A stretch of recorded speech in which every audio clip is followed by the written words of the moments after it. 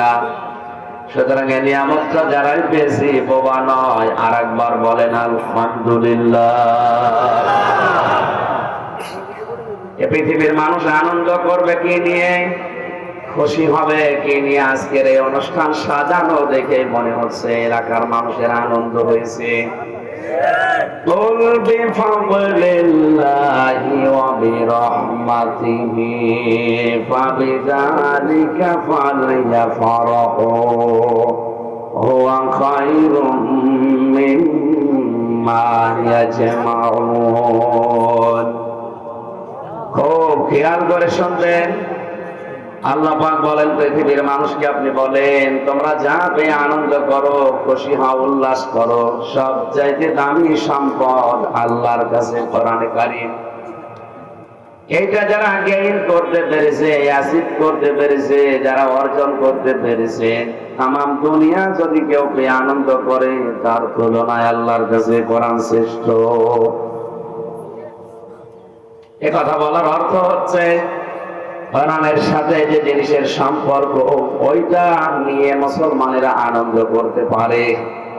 কোরআনের সাথে যার সম্পর্ক নেই, ওই জিনিস নিয়ে মুসলমানের আনন্দ করা যায় না। এতে কয়েকদিন আগে একটা দিবস চলে গেল, বিশ্ব বিহায়া দিবস। এটা নিয়ে যারা আনন্দ করেছে, ওর সাথে কোরআনের সম্পর্ক আছে। ওই ভালোবাসাকে যদি মাকে দেয়, তার বোনকে দেয়, তার স্ত্রীকে দেয়, সন্তানকে দেয়, এটা জায়েজ আছে। স্ত্রী হওয়ার আগে যদি কেউ ভালোবাসা বিলোপন করে, ওটা প্রকাশ্য হারাম। শয়তানের 27টা কর্মসূচি আমি পেয়েছি কোরআনে কারিমে। ওর 1 নাম্বার কর্মসূচি হচ্ছে অপচয় করা। ও অপচয় করতে ভালোবাসে।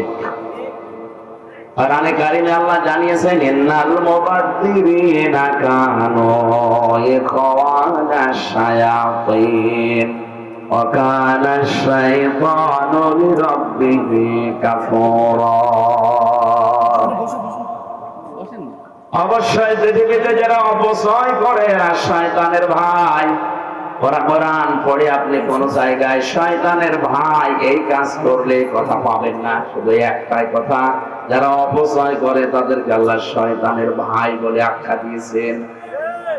আল্লাহ শুধু বলেই শেষ করেননি, কাজেও দেখিয়েছেন যে আমি আল্লাহ নিজেও অপচয় করি না। এই যে আশপাশে অনেকেই বিড়ি খেয়ে বেড়াচ্ছে, অপচয় না? ওই যে বিড়ি যে খাচ্ছে, এদিকে তাকাস লোকের বুদ্ধি আছে।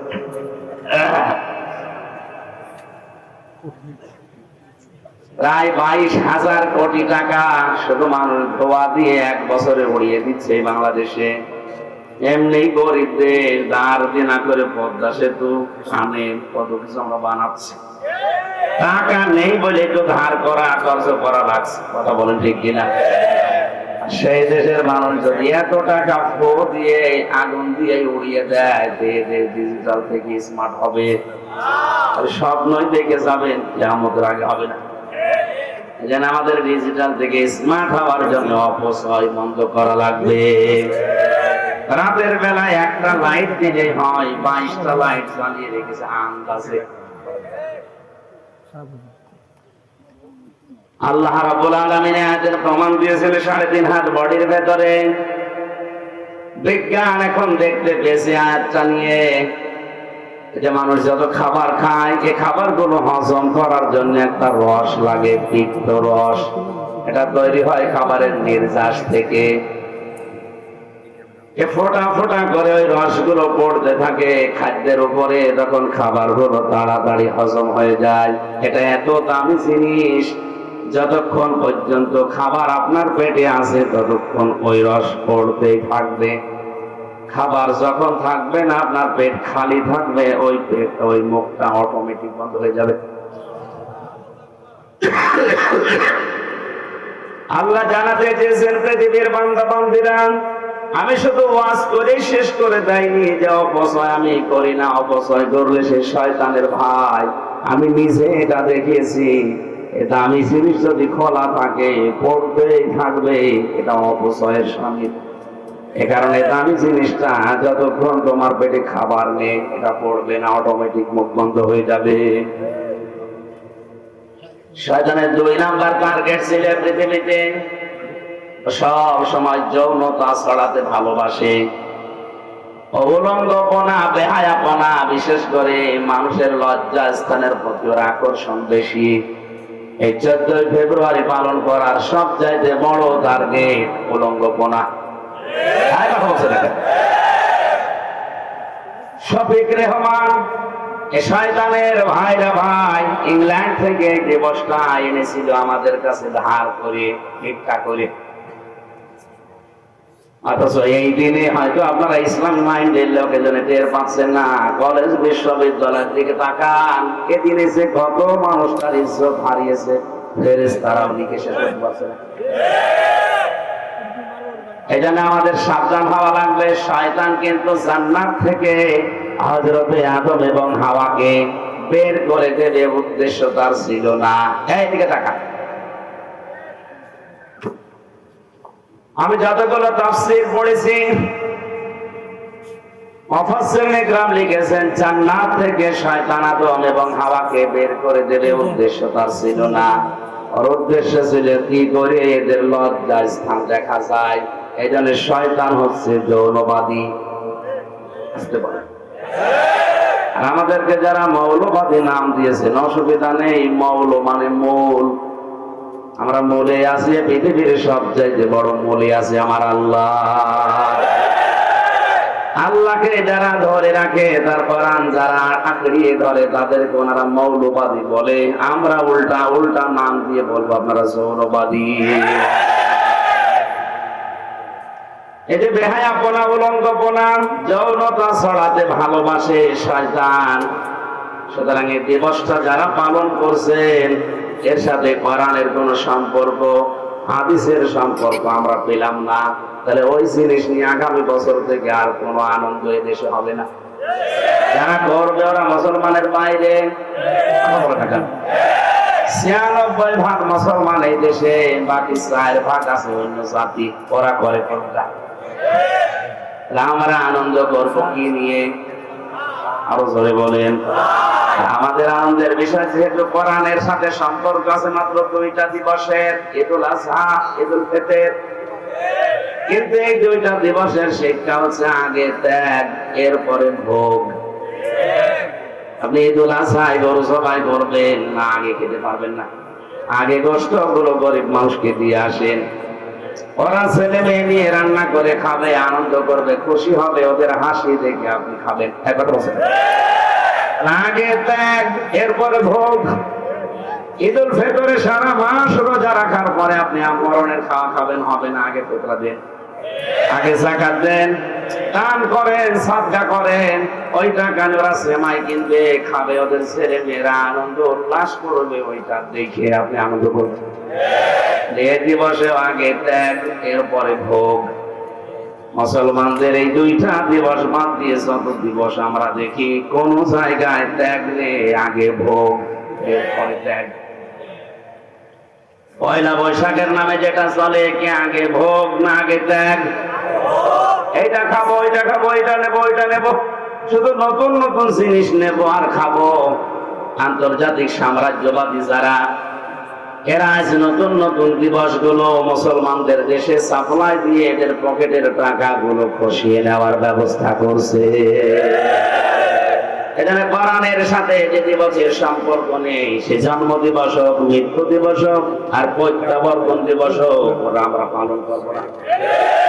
কারা এটা রাজি আছেন দেখি? লিল্লাহি তাকবীর। আন্দাজে হাত তোলে না। এরপরেও যদি বাবার জন্মদিন, মৃত্যুদিন পালন করেন, আপনার খবর আছে না? আন্দাজে হাত তুলে বলে ফেললেন। জন্মদিন, মৃত্যুদিন হলেও তো একটা মানা যায়। কে কোন ছাতা, কোন দিন কোন দেশ থেকে এসেছে তার দিবস আছে। এভাবে করতে করতে যদি সবই দিবস হয়ে যায়, আমরা কোন দিন কি করবো বলেন? আজকের এই দিনের সাথে সম্পর্ক, এই যে সুন্দর আয়োজন, এটার সাথে সম্পর্ক কিসের? কোরআনে কোরআনে কারিমের আলোচনা বাদ দিয়ে যদি বলা হতো এখানে মমতাদের ড্যান্স হবে, নাচ হবে, গান হবে, আপনারা আসতেন? আসতো। ওই ক্লাস আলাদা আছে। ওখানে যায় যারা থার্ড ক্লাস মানুষ, তারা সেকেন্ড ক্লাস না। চরিত্র বলতে যাদের সেটা ফোটাও বাকি থাকে না, তার ওরকম উলঙ্গপনা নাচ দেখতে যায়। আমাদের চরিত্র শুধু না, আমাদের সবচেয়ে বড় দামি জিনিস ঈমান আছে।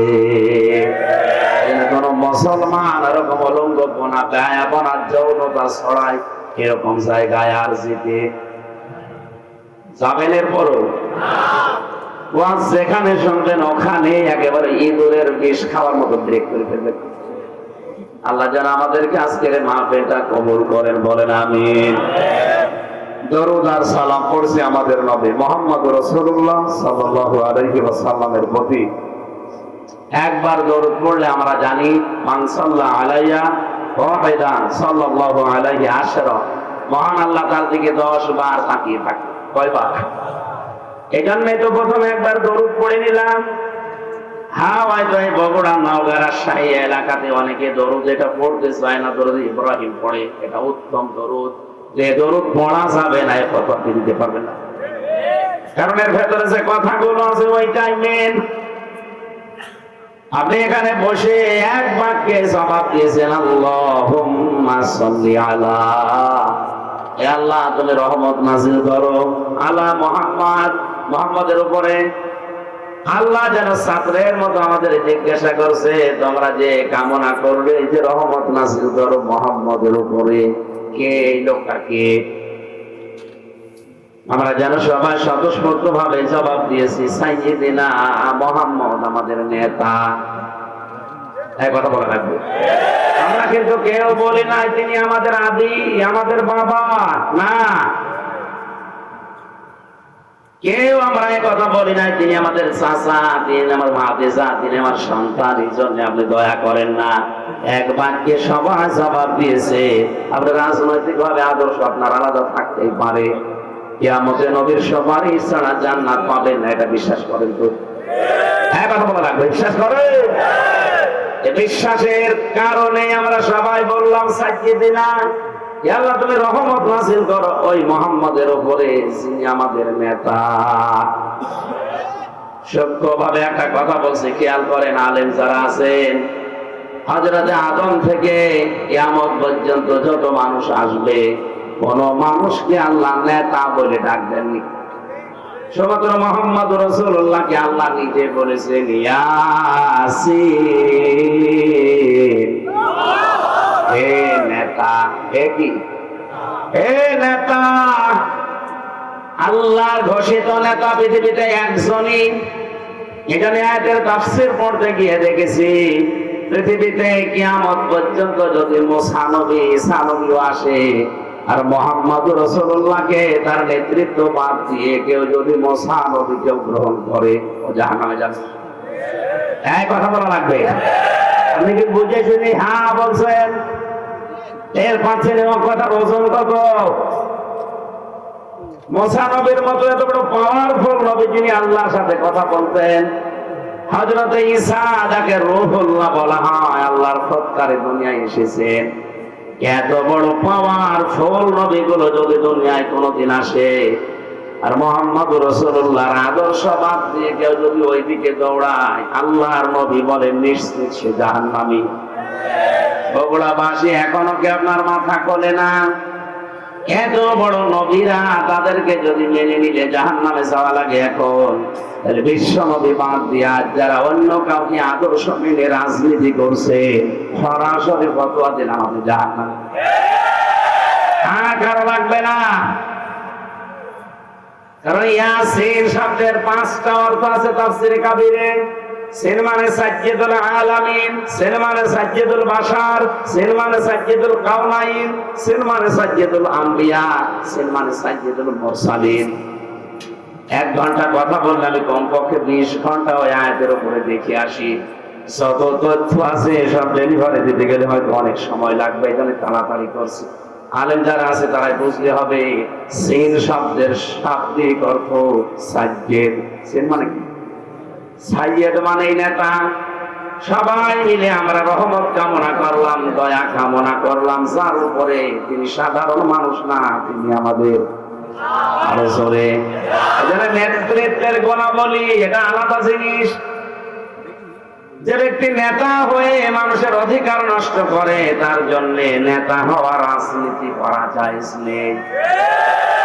এটা তো আমি বানালাম না, মানে কোথায় আছে কোরআনে? তো কোন জায়গায়?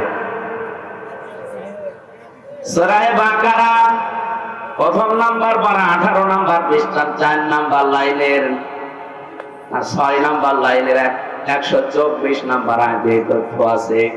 হযরত ইব্রাহিমকে আল্লাহ জাতির নেতা বানিয়েছিলেন, জাতি না মানুষের নেতা, ইমাম বানিয়ে দিয়েছিলেন।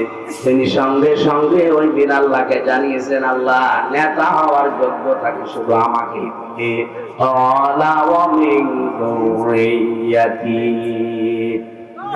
নাকি কিয়ামত পর্যন্ত আমার সন্তানাদি যারা দুনিয়ায় আসবে এরাও পাবে। আল্লাহ যে সাফ জানিয়ে দিয়েছেন, ক্বালা লা ইয়ানালু আহাদিস সালিহিন। এই যে ইয়ানালু, এটা মুসারে বর্তমান, ভবিষ্যৎ, প্রেজেন্ট, ফিউচার। আল্লাহ পাক বলেন, হ্যাঁ নেতৃত্ব দিতে তোমার সন্তানদের ভেতরে মানুষ পারবে, কিন্তু যারা জালেম তাদের জন্য আমার কোনো অঙ্গীকার নেই। এই আয়াত দ্বারা বোঝা যায় জালেমদের জন্য নেতা হওয়া, রাজনীতি করা হারাম। আর এখন যারা দুনিয়ায় যত বড় জালেম হয় সে তত বড় নেতা হয়।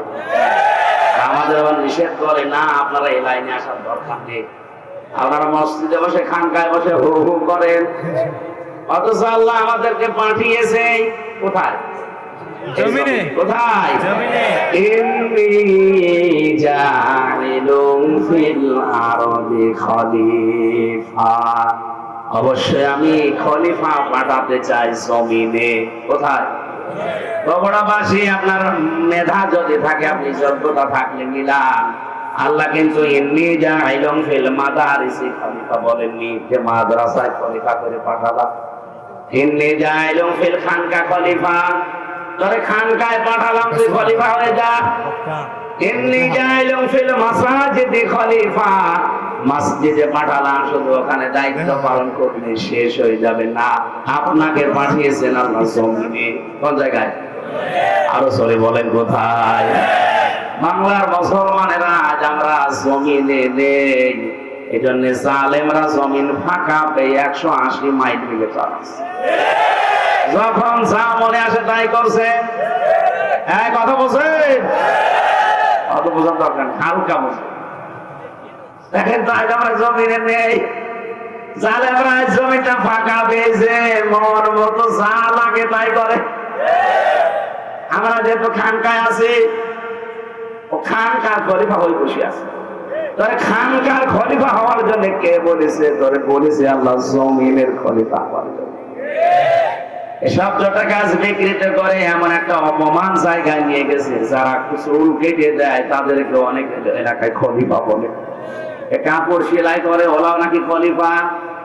এমনকি দাঁতের যারা ডাক্তার, আমি অনেক জেলায় শুনেছি, ওদের ডাক্তার বলে না, বলে খলিফার কাছে যাচ্ছি। কোথায় নিয়ে গেছে শব্দগুলো? অথচ পৃথিবীর শ্রেষ্ঠ সৃষ্টি মানুষ, তারা এ জমিনের খলিফা। আরো জোরে বলে। আল্লাহ আমাদেরকে সাজিয়ে দেনা হিসাবে বিশ্ব নবীকে মানার তৌফিক দিন। 2 নম্বরে আল্লাহ বলছেন, আর কি পরিচয় তার? আপনি বললেন মাওলানা। মাওলানা মানে আমির হামজা। হ্যাঁ, মাওলানা মানে গাইডলাইন দাতা, অভিভাবক, পথ প্রদর্শক। তার দেখানো পথ বাদ দিয়া যারা মাওলানা হিসাবে, অভিভাবক হিসাবে অন্য কাউকে গ্রহণ করেছে, আপনি নিশ্চিত তাকে জাহান্নামে। আল্লাহর নবী মত দেখিয়েছেন, লা তাত্তাখিযুল কুবুর মাসাজিদা, কবরকে মসজিদের মতো সেজদার জায়গা বানিও না। এই হাদিস তো আমি বানালাম নাকি? হ্যাঁ, বলে না কেন? অথচ যে দরুদ পড়ার পরে নবীরা আশিক দাবি করছে, গরম সন্নি, ঠান্ডা সন্নি নাম দিয়েছে। তারা কবরের পাশে যে অনেকে পরীক্ষা দেবে, তাদের বলছে বাবা দোয়া করে দিন, কবর করে দিন। কোরআনে কারীম জানিয়েছে, হে নবী, সূরা ফাতিরের ভেতরে আছে, হে নবী, মারা যারা গেছে ওদেরকে আপনি কিছু শোনাতে পারবেন না। যে লোকটা মারা গেল সে যত বড় আল্লাহর ওলি হোক, ও কবরে শুনতে পারে কিছু? এক কথা বলে না কেন? আপনি কোন নিয়তে গেলেন? এটা তো নবীর আদর্শের পথ হয়নি। সাইয়েদেনা মাওলানা আপনার এখনো ঠিক হলো না। তিনি যে পথ দেখিয়ে গেলেন ওই পথ বাদ দিয়ে বাঁকা পথে আপনি হাঁটতেছেন। সুতরাং কিয়ামত পর্যন্ত দরুদ পড়লে 10 বার নেকি হওয়া দূরের কথা, আপনার আরো বলা হবে। কারণ আপনার মাওলানা ঠিক নেই, সাইয়েদেনা ঠিক নেই। এই কথা বুঝতেছে? আল্লাহ আমাদেরকে দরুদ যেটা পড়েছি প্র্যাকটিক্যাল লাইফে কাজ করার তৌফিক দিন, বলেন আমিন। কোরআনে কারীমের সূরা আহজাব 35 নম্বর আয়াতটা পড়েছি, খুব খেয়াল করে শুনেন। আজকের আলোচনার বিষয় হচ্ছে আল্লাহর ক্ষমা এবং মহান পুরস্কার আল্লাহ কাদেরকে দেবেন সেই ওয়াদা দিয়েছেন এই আয়াতে। আমরা সবাই একটা জিনিস চাই, আল্লাহর ক্ষমা। কথা বলে না কেন? কিয়ামতের ময়দানে এর চাইতে বড় জিনিস আর নেই। আল্লাহ পাক যে বিচারের সিস্টেম বানাবেন, 3টা ধাপ করবেন। এই টাকা আল্লাহর বিচারের সিস্টেমে ধাপ হবে কয়টা? সবাই বলেন। অনেকে আজ বাংলাদেশের বিভিন্ন জেলায় ছড়ায় দেখি আমাদের এক একটা পীর সাহেব, এক একটা দয়াল বাবা লক্ষ লক্ষ মুরিদ নিয়ে মিছিল সহকারে উঠবে। আর এটা বিশ্বাস করে অনেক গ্রাম্য মানুষ মনে করেন না, এ বাবাই রব, বাবাই সব। অথচ কিয়ামতে কথাটা পুরা মিথ্যা কথা, কোরআনের সাথে সাংঘর্ষিক। সূরা মরিয়ম 95 নম্বর আয়াত, ওয়াকুল্লুহুম আতিহি ইয়াউমাল কিয়ামাতি ফারদা। আল্লাহ পাক বলেন কিয়ামতে প্রতিটি মানুষ আমার সামনে দাঁড়াবে স্রেফ একা একা।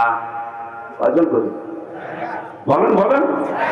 তাহলে যারা বলে কিয়ামতে মিছিল সহকারে পীর সাহেব আসবে, আয়াতের সাথে মিল আছে? আছে? হ্যাঁ, ওটা পড়ে দিচ্ছে। আয়াতের দ্বিতীয় সিস্টেমে ধাপ যেটা আল্লাহ বানাবে, তখন আর আপনাকে এবার একা ডাকবে না, এবার ডাকবে আপনার নেতার সাথে। ইয়াউমা নাদউ কুল্লা উনাসিন বিইমামিহিম ইলা আখির আয়াত। সূরা বানী ইসরাঈল 82 নম্বর আয়াতের 72 নম্বর আয়াতের প্রথম অংশে আছে আল্লাহ পাক বলেন কিয়ামতের ময়দানে প্রতিটি মানুষকে আমি আল্লাহ ডাক দেব আমার কাছে বিচার করার জন্য তার নেতার সাথে। এবার আগে নেতাকে, এরপরে কর্মীকে। আপনি একটু ভাবেন তো, আপনি যার পেছনে চলেন, যে নেতাকে মেনে চলেন, আপনি যে দল করেন করেন, আমি নিষেধ করছি না।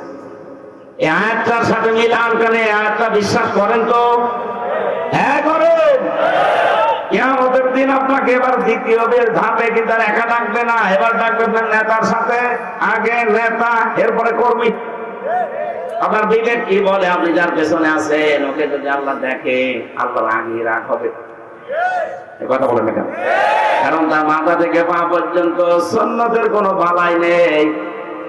আর আপনি যার পেছনে স্লোগান দিয়েছিলেন, আমার নেতার চরিত্র ফুলের মতো পবিত্র, নামাজ পড়ে না একক,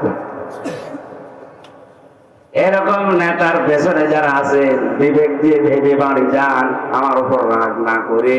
যা আপনি কিন্তু নিজেই বললেন যে ওর দিকে তাকালে আল্লাহ মাফ করবে না, আপনি তাহলে ধরা খাবেন। এরকম ধরা খাবেন মনে হচ্ছে কারা? হাত বলেন তো।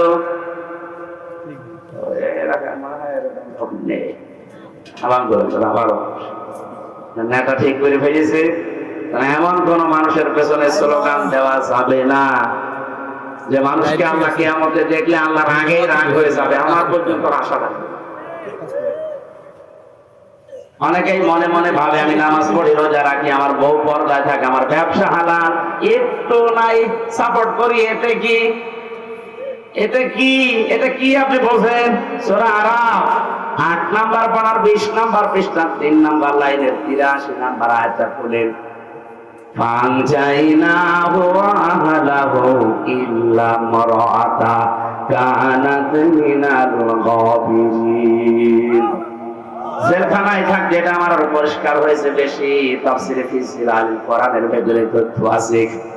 আল্লাহ পাক বলেন ফেরেশতা দুইজনকে পাঠালাম, আসরের সময় লোক নবীর কাছে এসে বলে, আল্লাহর নবী, আপনার সাথী সমকামিতায় লিপ্ত হয়েছে। পুরুষে পুরুষেরা বিয়ে করে, নারীতে নারীতে বিয়ে করে। এটা যেটা বাংলাদেশে অনেকে চালানোর জন্য বিভিন্ন কায়দায় চেষ্টা চালাচ্ছে।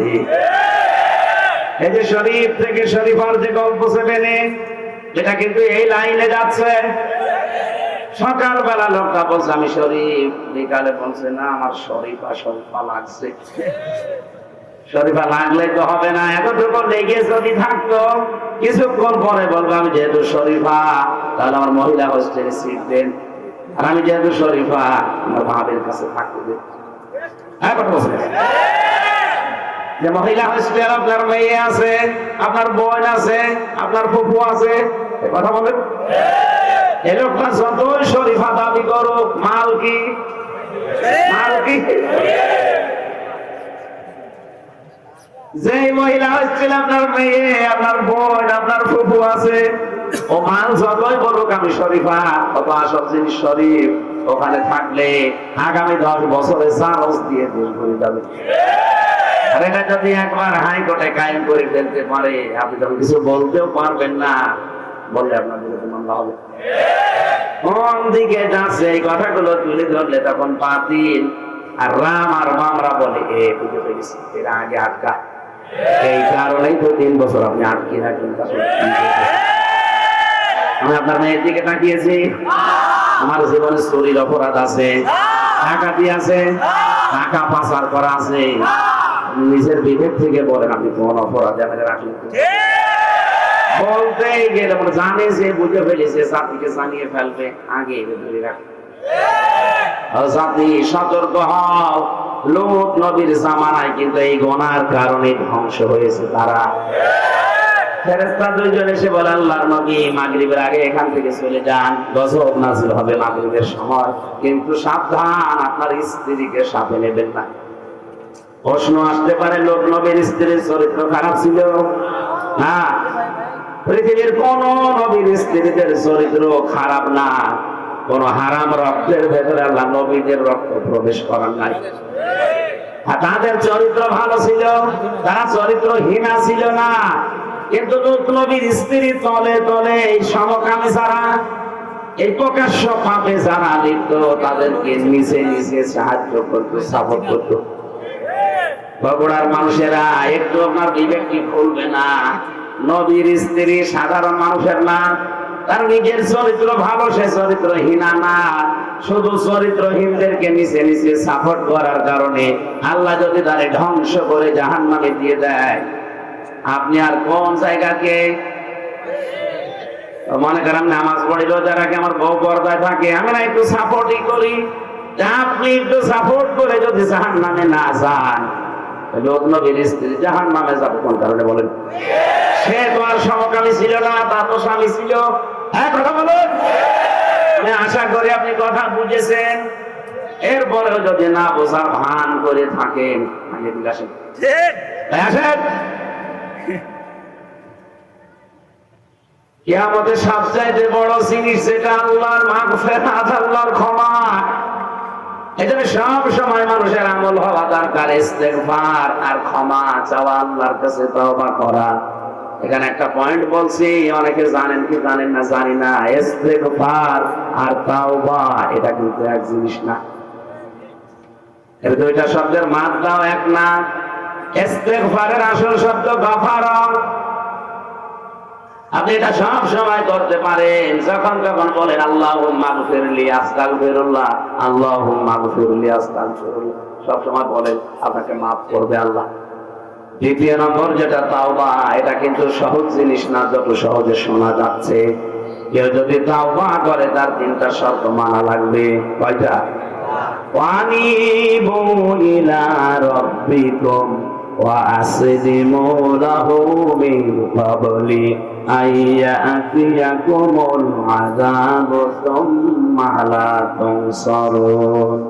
সূরা জুমারের ভেতরে আছে আল্লাহ পাক বলেন, 1 নম্বরে সে আল্লাহর দিকে ফিরে আসবে, 2 নম্বরে আল্লাহর বিধানের সামনে আত্মসমর্পণ করবে, 3 নম্বরে দুটি কাজ করবে ওই সময় যখন তারে আর সাহায্য করা হবে না, তার মানে মরণের সময়। কোন সময়? মরণের আগে আপনাকে কাজ করা লাগবে। এখন মরণ আসবে তো 71 সালে, যখন যখন মানুষ বসে আছি উঠতে পারবো সে গ্যারান্টি নেই, মরে যেতে পারি। সুতরাং তাওবা যদি কেউ করে, এখন আর আস্তাগফিরুল্লাহ আল্লাহুম্মা গফিরলিনা তাওবা করতে লাগবে। এক কথা বলুন, আল্লাহর কাছে কেউ যদি তাওবা সত্যিই করতে পারে আর ওই কাজ যদি আর রিপিট না করে, সকালে সেনা করে এসেছে, এসে বলছে আস্তাগফিরুল্লাহ রাব্বি মিন কুল্লি যামবিন, আমি আর করব না, বিকালে আবার সুযোগ দেব, বছর পরে আবার তওবা করব।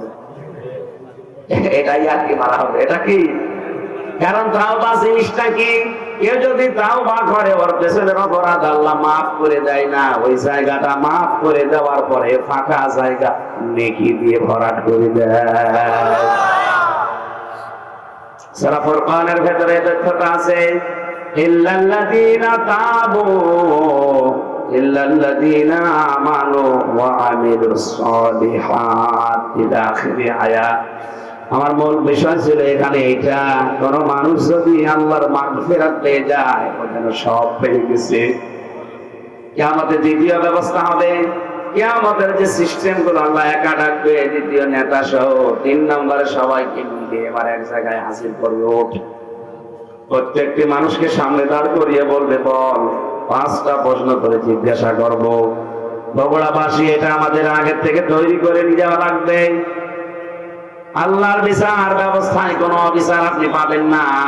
আল্লাহর বিচার ব্যবস্থায় ন্যায় বিচার করলে কেউ বাঁচবে না। আমি আবার বলছি, আল্লাহর বিচার ব্যবস্থায় আল্লাহ অবিচার, জবাব দেন, ন্যায় বিচার করলে কেউ বাঁচবে না, প্রত্যেকেই ধরা খাবে। কেমন হয়ে গেল, উনি অবিচারও করেন না, ন্যায় বিচার করলেও কেউ বাঁচবো না, করবেন কি? একটা পদ্ধতি আছে, আল্লাহ যদি কাউকে মাফ করে দেয়, এইটা আসল পদ্ধতি। এই জন্য কাবা শরীফ যারা তাওয়াফ করে, ষষ্ঠ চক্করে আল্লাহকে বলা লাগে, আল্লাহুম্মা ইন্না আলাইয়া হুকুমান ফীমা বাইনি ওয়া বাইনিকা। হে আল্লাহ, তোমার ঘর কাবায় এসেছি, তুমি আমাকে বান্দা হিসাবে অনেক কিছু দিয়েছো, তুমি যে আমার রব এই হিসাবে আমি কিছু দিতে পারিনি। একটাই আমার বুঝি আছে, তুমি আমারে মাফ করে দাও। যেন আল্লাহর মাগফিরাত এটা বড় জিনিস।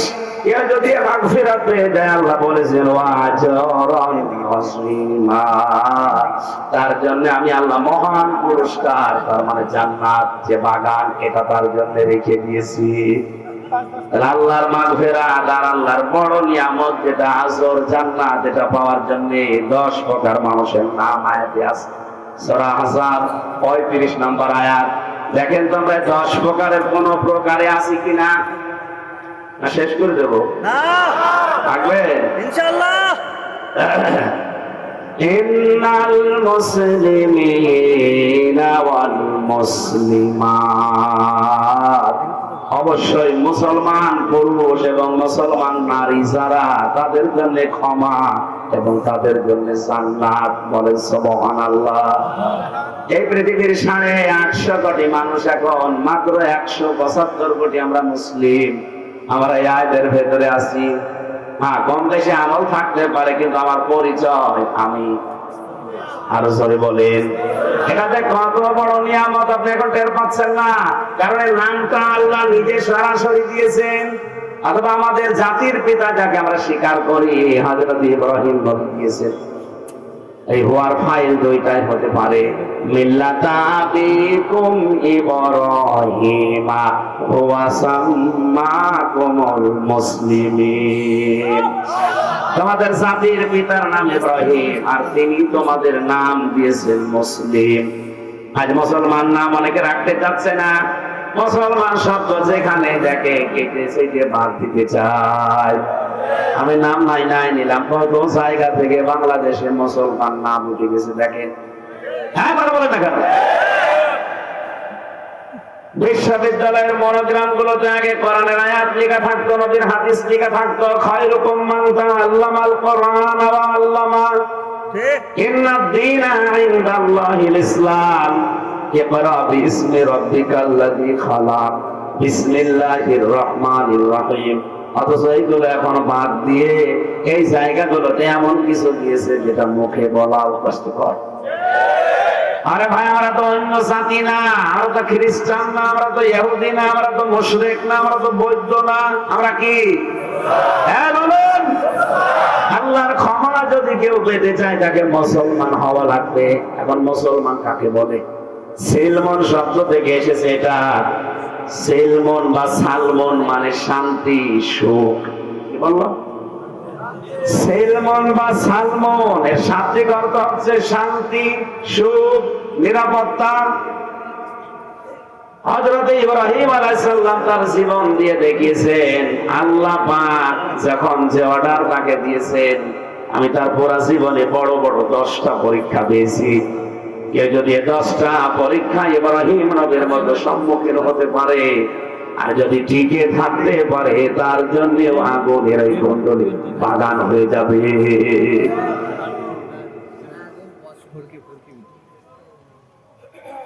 শেষ করে যে মনে হয় মানুষের এখন তাড়া আছে। না না, মানে আমি তো যখন শুরু করলাম 10টা, এক একটা যদি 20 মিনিট করে হয় কত সময় লাগবে? আপনারা আরো আগে তুলবেন না, ফিরে এসে বসিয়ে রেখেছেন, দেরি হয়ে গেল না? আর আবার রাতে এসার পরে মাহফিল সে টাঙ্গাইল ঘাটাই এত দূর যাওয়া লাগবে। মাহফিলটা শুধুমাত্র রব্বানী ভাইয়ের মুখের দিকে তাকিয়ে নেওয়া, আমি এটা নিতাম না। আমার গলায়ও পারে না, ভেতরের মাল মশলা সব কিছু হয়ে গেছে। 3 বছরে কি খেলাম আল্লাহ জানে। আর এগুলো তো জেলা কারাগারের মতন, ওটা হচ্ছে হাই সিকিউরিটি কারাগার, কিচ্ছু ঢুকতে দেয় না বাইরে থেকে। এক ঘরের ভেতরে 24 ঘন্টা এই ফাঁসির সেলের ভেতরে তালাবদ্ধ। আমার মনে হয় পাখি যারা থাকে কি কষ্টে যে থাকে, আমি নিজে ফিরে দিয়েছি। এভাবে যদি কেউ 10 বছর থাকে আর যোগাযোগ যদি বাইরের বিচ্ছিন্ন হয়ে যায়, ও অটোমেটিক পাগল হয়ে যায়। অথচ কোরআনের পাখি এভাবে 13টা বছর কাটিয়ে যায়। ইসলামী আন্দোলন যারা করে, কত মানুষ এভাবে, কেউ 22 বছর, কেউ 25 বছর। আলজেরিয়ার কারিগর আব্বাস মাদ্রাজ 32 বছর ছিল। আর এখন অনেক মানুষ এসব নেই, ও এখন হোলি আছে, ও মুসলমান, ওইটাও মুসলমান। আমি যে তাফসীরের রেফারেন্স গুলো দিচ্ছি, এটা কারাগারে বসে লেখা আছে কুতুবে।